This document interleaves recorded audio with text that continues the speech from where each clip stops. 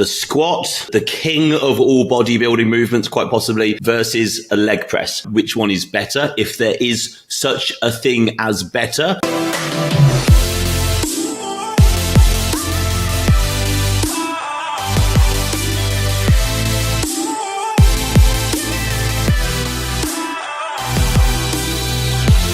Alphas, welcome back to the show. My name is Andy Naylor. I am CEO at Naylor Body Design and host of your Optimal Alpha podcast.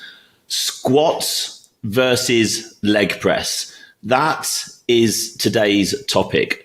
The squat, the king of all bodybuilding movements, quite possibly, versus a leg press. So we're going to delve into this. I'm going to give you just thoughts, high-level thoughts as to how my mind would go about working out which one is better, if there is such a thing as better, because technically that doesn't really exist, and we will dive into that. And we'll go through a few ideas, and then I'll give you once I've given you a bit of a perspective on some things we might want to consider, I'll just give you my personal view. So let's dive straight in. Let's look at the squat. This is the daddy of bodybuilding movements, probably along with deadlift, bench press. They are all great movements, but they all have massive limitations. But we're not going to go into them all. We're talking about the squat.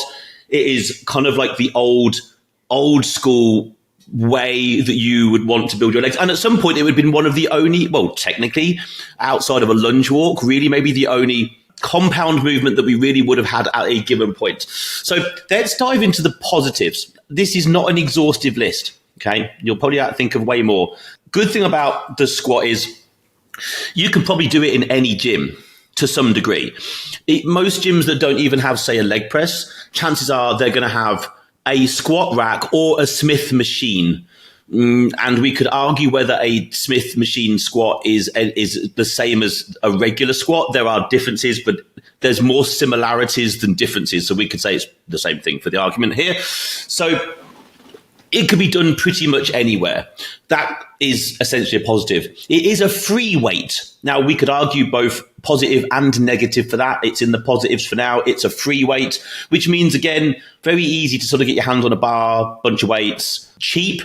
Technically, if you wanted to set up some sort of squatting setup yourself, really it's not, a leg press is thousands of dollars, an Olympic bar and some weights is probably hundreds of dollars. It's progressible to a point.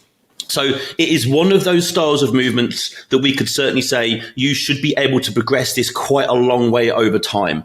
Most people progress it too fast. They add too much weight. They just want to add on another 20 kilograms or another 10 kilograms, when technically, if you were just adding, say, 2.5 kilograms aside, just a few pounds aside every few weeks or whenever your reps have got high enough, that's progress. People tend to progress this way too quickly, then at the detriment to any kind of decent form. But it is, of course, it's progressible to a point. It will build kind of great overall strength. What I mean by that is, well, consider where the load is. Yeah, it's all the way up on your shoulders, upper back, wherever you've placed the bar. So it's a long way away from your legs. It's the whole length of your torso away from your legs. Now, that is currently in this positive. I think if we were looking at this from a pure leg development point of view, I will be able to argue how that's a massive negative. But if we were just looking to build overall body strength, then, well, that would be a positive, because we're having to brace that load all the way through our spine and our torso. And that bracing takes a lot. If it was pure leg development, it's actually taking away from leg development in my eyes. But if the goal was just get stronger overall, then I would say that the squat is a good movement for that. It will also teach great balance, right? Because of where that loading is having to be placed, and also what we call proprioception of the lower limb. So where in space are your knees going? Are your hips going? Are your shoulders going? Where in space? If you do not know where in space those things are intuitively in your mind, you will fall over. So it's actually teaching what I would call good proprioception. There's loads more positives. They're the ones that came to mind. Negatives. So you would need a spotter when training at high intensity, right? You wouldn't want to be squatting on your own with a max weight, not even like a 1 rep max, but like say anything in the 6 to 8 range where you're going to go close proximity to failure. You really should not be doing that on your own. You either need to have bars set up in the squat rack so that you can fail and the bar, the weight then comes off your shoulders, or you have a spotter. Either or, you need something else there to look after you. A squat also requires great natural biomechanics for you to be a good squatter. Right. And this is where most people, I think, struggle with a squat because it relies heavily on ankle mobility, very much ankle mobility, really. That's probably the biggest issue people find. If you have poor ankle mobility, it sends your squat pattern all over the place and you just don't get any depth and the whole thing looks horrific. And yes, you could wear squatting shoes to bring up the heel, or you could put your heels on some kind of weight, but having to unrack something and stand back on a weight, I don't think it's kind of asking for trouble a little bit when we've just got other options that we could use. Also, lower limb lengths. So your tib and fib length, so your lower leg bones, and then your femur length. Those are different for many people, only centimeters different, or even inches different. Some people could have a very long femur, upper leg, and then kind of really maybe short tib and fib. Or they could have very long legs and a very short torso, or very long torso and very short legs.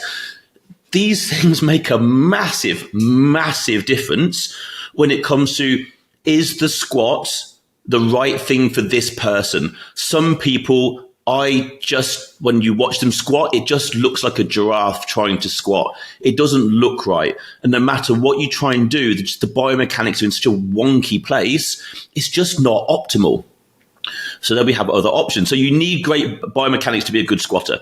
Everybody should be able to do some degree of a squat.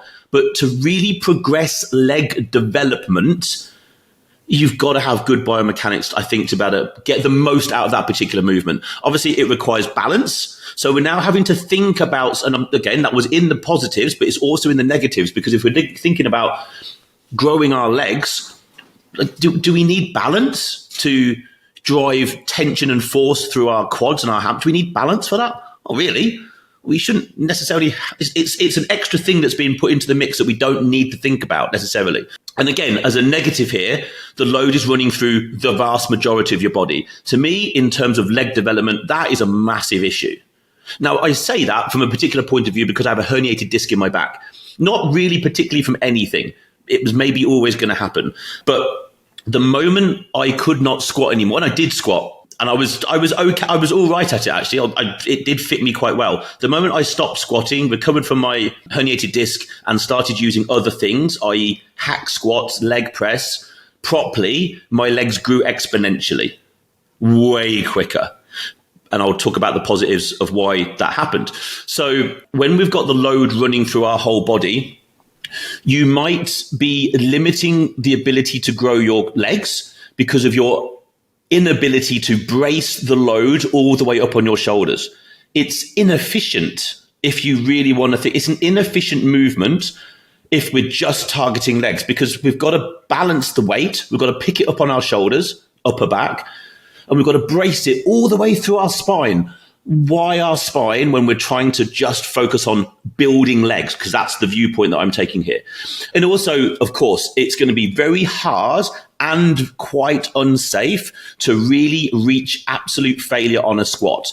Because when you hit failure on a squat, where are you going to be? You're at the bottom. And if you're under a reasonable amount of load and you're at the bottom, you're in trouble. You could be in real trouble. Alphas. I interrupt this show with a simple message.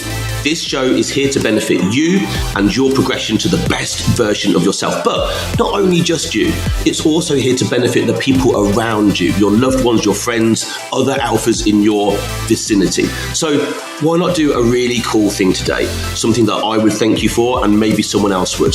Share this podcast with at least one other alpha out there who you know would benefit from it. Why not share the information, share the ability for someone else to grow? I'm sure they would thank you. I 100% would absolutely thank you. This podcast only grows by our listeners, our followers doing amazing things like giving us 5-star reviews, downloading podcasts, subscribing, and then of course sharing it with other people. I thank you from the bottom of my heart. Share it with one person, and of course drop us a 5-star review, download the podcast, and of course subscribe. And now back to the show. Let's look at the leg press. Now, Positives for the leg press. There are many alternatives. There are more than one type of leg press. So that there's now a variation to fit different goals. Yeah, different ways, because some leg presses your legs will move and your body will stay still, and some leg presses your body will move and your legs will stay still. They feel very different. That's kind of like a pull down and a chin up or a pull up. They're technically the same movement, but they will feel very, very different. So all body shapes. So we can now manipulate pieces of equipment to fit someone with very long legs or a short torso. Well, their torso doesn't really matter at this point because they're seated braced. So we've got different variations. Now, in my mind, I'm just at the moment thinking of a 45-degree leg press because it's the most common. Zero balance is required. I mean, bugger me, if you can't sit on a seat and balance, then you've got some other concerns outside growing your legs, quite frankly. So you sat down. So your mind is focused on one job, which is lower the thing, push the thing, lower the thing, push the thing, not don't fall over as well, right? Which is really useful if the goal is just build legs. Then, of course, it's very braceable. A squat, you're having to brace yourself, which is both a positive and a negative. I would say here, in terms of the leg press, the fact that you are braced, you're sitting in something with a back pad behind you. In terms of being able to create as much power as possible when driving that plate and that loading away from you, you're braced. That has to be a positive. You can get more work done. Foot position can be changed. So for me at the moment, to give you an example, standard leg press position, I would say, is feet just outside hip width and toes just facing slightly out. Where whatever height on the pad where someone can break 90 degrees at the knee on the way down. That's just standard. Now, for me at the moment, I've got a twinge on the inner part of my left knee, which means I bring my feet slightly closer together and have my toes facing nearly vertical, which means my knee is hinging near on perfect as a knee should hinge. There's no cross forces going through it. Well, now, so yes, that can be done on a squat, but then balance becomes even more of an issue. Whereas here, I can just drive that load away. Okay, so foot position can be changed again all over the pad. We can go really wide and kind of get more of like a hamstring thing going on. We can go really close together and just try and get really deep on the quads. We can play about with that. So we're not having to think about balance. So our foot position can be varied depending on the goal. Of course, it is way safer to get closer to failure. So you can technically hit failure on a leg press. There's still danger there because it's going to be under quite a good degree of loading, probably. But generally speaking, the plate is just going to come down. You're going to get, I'm not going to say squashed, but it's going to be, depending on the leg press, depending on maybe if you've got pins that you can put in the leg press to stop the pad coming down to a point. But most people could let the leg press come all the way down and it bottom out and you would still be able to get out. Depends on your lower limb lengths, obviously. But for most people, that would happen. So now you can basically hit failure. It's still going to be really difficult, but you could actually go to failure and you're just going to end up with the plate down and you're just going to slide out the back. You can get there better than getting stuck at the bottom of a squat. It's, of course, safer on the low back. This is one of the reasons I moved to leg press and hack squat. Now, hack squat, there is still compression going through the spine because, again, the loading is still up on your shoulders, but you do have a back pad, so it does feel different. You're not bracing through the spine in quite the same way, but there's still compression going through the spine. Yes, when you're sitting in a leg press, there is to a degree still compression through the spine, but it's in a different angle, isn't it? It's not going vertically down the spine, it's going horizontally through. You still need to consider that. But there's far less lower back loading, understandably, in a leg press. So way safer on the low back. And really only your legs are loaded. You now don't have your whole spine loaded under all this weight. It is just your quads. And you can really mentally manipulate where you're driving from. So as you get used to leg pressing and used to the particular leg press that you're using, you can really start to manipulate, So in my mind, as I push away, I kind of crunch my toes together. It's as if I'm trying to use my feet to grip onto something that isn't even there. But in my mind, it allows me to drive with my quads. I'm not just thinking of pushing the plate away. I am absolutely thinking about contracting my quads. Okay. And you can kind of do things with your feet. Some people push with their heels a bit. Some people push I would certainly not suggest pushing for your toes. You really want to push with a completely flat foot. Okay, toes and heels should not be coming off, really. You want to be pushing with just a flat foot. Okay, so only your legs are loaded. And of course, if you really wanted to, you can actually do drop sets and rest pauses. So intensify is way, way, way easier and safer on a leg press. Negatives for the leg press depends on the quality of the leg press. So now you're at the mercy of a piece of equipment and how well it has been upkept and just who made the piece of equipment. Some leg presses I've been on are just incredibly good, and some, as you can understand, are the exact opposite. So now one negative here could be depends on the leg press that you've got available to you. So we could say a negative is that it doesn't train balance. Well, if you're looking to grow legs, balance, you can go and do that somewhere else. Go and train your balance somewhere else when you're not trying to maximally load your quads and your legs. Don't do it somewhere else. You don't need. They're not. That's like squatting on a frigging Bosu ball. Just don't do it. It's just stupid. Yes, work on balance if you need to, but do that modality somewhere else in a different style. Grow quads, balance somewhere else. And also we could say a negative is it doesn't train all the way through the spine. If you wanted it to, if you needed it to train all the way through the spine, then of course a leg press doesn't do that. So in my opinion, given that I'm looking at this through a lens of leg development, to me personally, this is just my viewpoint out, squat is a great movement. It is. And if it fits someone really well, they're going to grow legs, yes. But they're probably going to become limited by their ability to brace the load at some point. Leg press, hack squat, these pieces of equipment will allow you to, I would say, progress further than a squat itself, because you're going to be limited by load. You know, chances are niggles, injuries, just in the back of your mind. If something goes wrong at the bottom of the squat, it's going to go very wrong. Like as you get older, as you train into your 40s and beyond, so I'm 45, I just want to now be able to train for the rest of my life. I don't want any injuries. You know, I like little niggles now can become an injury very easily. My left hamstring has been niggling me for about a year. God damn it.